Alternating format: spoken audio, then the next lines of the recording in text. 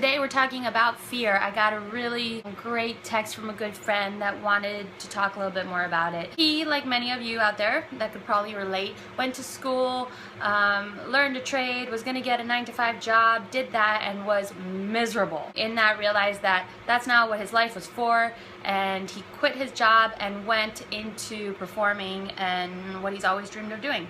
In making those changes, he's found a lot of fear of failure, fear of doing the wrong thing, fear in doubt, fear of maybe the unknown, not knowing if what he's doing is right or is leading him in the right direction. Since I was a little girl, I always knew that I wanted to be an artist, and I always understood that being an artist was an unstable way of life. But life is unstable. Even if you do have that job and you have that salary, you can lose it at any time, you can get fired at any time, things can change at any time. When we accept that things can change at any time, we understand that life is unstable. It's constantly moving, it's constantly in motion, and the beautiful thing about it, believe it or not, is that we have no control over those things.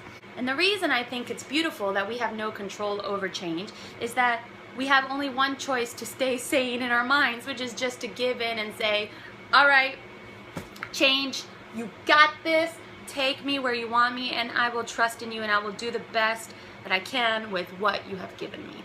The other option is to worry, to stress, to doubt, to fear everything, and then that really brings me no solutions, nothing that's really productive, and I just kind of sit in my shit and freak out. Or I can choose to let go of control, live the life I want to live, have fun doing it, try my best, and may it bring what it bring. At least I'm living my one life to the fullest, the way I want to live it. So you say, oh, well, that's great and dandy, Tamara. That's so wonderful for you. But in the meantime, I'm freaking the fuck out. And I hear you, my people, I hear you. But a lot of things go into that we have to consider.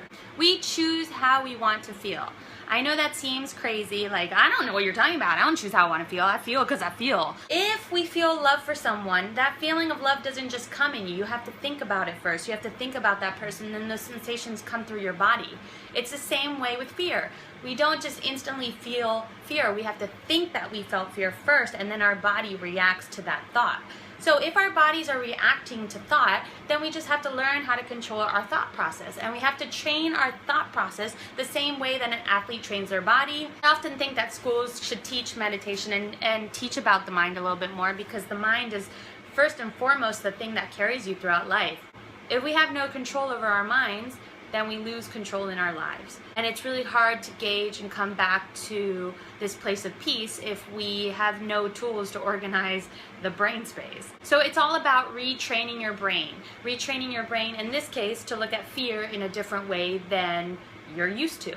For many of us, it could have started when we were young. You did something and your parents freaked out. They're like, oh my God, don't do that. And therefore, it taught you to fear those things.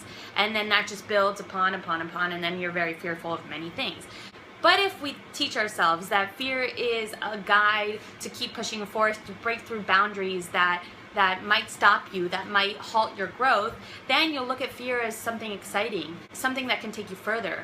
So when fear comes my way, the first thing that happens is kind of excitement in my body. It's uncomfortable and it feels crazy, but there's also this like sensation of like, ah, we just gotta do it, we gotta give it a try and see what happens. Fear is my friend. It doesn't mean that I don't freak out, and it doesn't mean that I don't have all the same sensations that we all do, but I've learned to not let it block me. I've retrained my brain to look at fear as a productive thing rather than a negative thing. I also choose to be my best friend. I choose self-love. I choose to be my #1 cheerleader. Instead of saying no, no, no, I say go, go, go.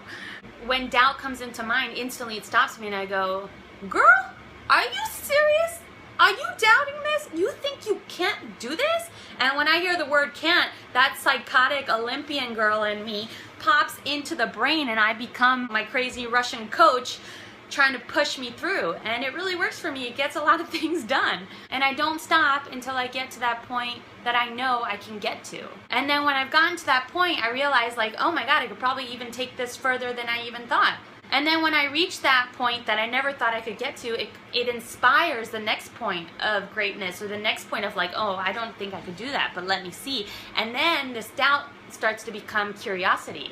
And curiosity gets things done, you know? Sometimes gets you into trouble, but that's not a bad thing either, because you learn from that as well.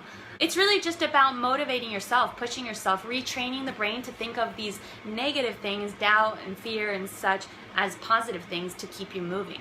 Discomfort is the universe's way of asking you for growth. It is testing you. It is saying, I need more. I need a challenge. Get out of your way. Use your life to the fullest so you have no regrets when it's all over. Retrain your brain to think positive instead of negative. Trust yourself. Love yourself. Know that you will do the best for you that you know possible at that given moment in time. Keep expanding. Keep looking for more. Everything is on the internet. There's so much to discover and find. Just keep searching until it clicks for you. Remember that you are an individual, that you will approach things your unique way. You are capable of more things than you can possibly even imagine. So stop a cock-a-blocking yourself and get to work. You got shit to do.